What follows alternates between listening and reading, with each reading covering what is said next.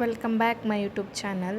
ಇವತ್ತು ತುಂಬ ಖುಷಿಯಾಗೋಯಿತು, ಯಾಕಂದರೆ ವಿಡಿಯೋ ಕೊನೆ ತನಕ ನೋಡಿ ಗೊತ್ತಾಗುತ್ತೆ ಯಾಕೆ ಖುಷಿ ಆಯಿತು, ಏನಾಯಿತು, ರಾಯರು ಯಾವ ಥರ ಹೂ ಪ್ರಸಾದ ಕೊಟ್ಟರು, ನಾ ರಾಯರ ಹತ್ರ ಏನು ಕೇಳಿದೆ ಅಂತ ಹೇಳ್ತಾ ಹೋಗ್ತೀನಿ, ಕೇಳಿ. ಅಪ್ಪ ಎಷ್ಟು ಖುಷಿ ಆಯಿತು ಅಂದರೆ, ಖಂಡಿತ ರಾಯರು ಇದ್ದಾರೆ, ನಂಬಬೇಕು, ನಮ್ಮದವ್ರಿಗೆ ಮಾತ್ರ ಅನುಭವ ಆಗಿರುತ್ತೆ, ಆಗೋದು ಗ್ಯಾರಂಟಿ ಆಯಿತಾ. ರಾಯರು ನಮ್ಮ ಯಾವುದಾದ್ರೂ ರೂಪದಲ್ಲಿ ನಮ್ಮ ಜೊತೆಗೆ ಸದಾ ಇದ್ದೇ ಇರ್ತಾರೆ. ನಾವು ನಂಬಿದ್ದೀವಿ ಅಂದರೆ ನಮ್ಮ ಸರ್ವಸ್ವನೇ ಅವರು ಅಂದಮೇಲೆ ಅವರು ನಮ್ಮ ಜೊತೆ ಯಾವ ರೂಪದಲ್ಲಾದರೂ ನಮ್ಮ ಕೈ ಹಿಡಿದೇ ಹಿಡಿತಾರೆ. ನನಗಂತೂ ಇವತ್ತು ಫುಲ್ ಖುಷಿಯಾಗೋಯಿತು, ತುಂಬ ಬೇಜಾರಾಗಿತ್ತು. ಹಾಗಾಗಿ ಪೂಜೆ ಏನೂ ಮಾಡಿರಲಿಲ್ಲ, ಸುಮ್ಮನೆ ಹೂವೆಲ್ಲ ಇಟ್ಟು ಹೂ ಪ್ರಸಾದ ಕೇಳಿಕೊಂಡೆ.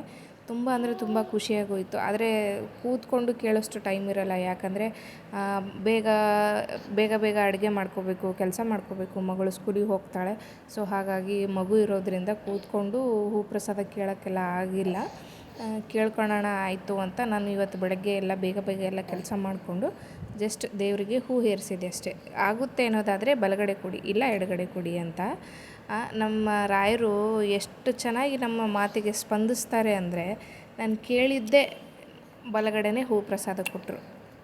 ಆಗುತ್ತೆ ಮಗಳೇ, ಮಾಡ್ಕೊಂಡು ಹೋಗು, ನಾನಿದ್ದೀನಿ, ಯಾವುದೂ ತೊಂದರೆ ಆಗೋಲ್ಲ, ಸದಾ ನಾನು ಇರ್ತೀನಿ ಅಂತ ಅಂದ್ಬಿಟ್ಟು ರಾಯರು ನನಗೆ ಬಲಗಡೆನೇ ಹೂ ಪ್ರಸಾದ ಕೊಟ್ಟರು. ತುಂಬ ಅಂದರೆ ತುಂಬ ಖುಷಿಯಾಗೋಯಿತು. ಈಗೂ ನೋಡಿದೆ ಏನಾದರೂ ಎಡಗಡೆ ಹೂ ಏನಾದರೂ ಪ್ರಸಾದ ಆಗಿದೆನಾ ಮತ್ತೆ ಅಂತ, ಇಲ್ಲ ಆಗಿರಲಿಲ್ಲ, ಬಲಗಡೆನೇ ಹೂ ಪ್ರಸಾದ ಆಗೋಯಿತು. ತುಂಬ ಅಂದರೆ ತುಂಬ ಖುಷಿಯಾಗೋಯ್ತಲ್ವ.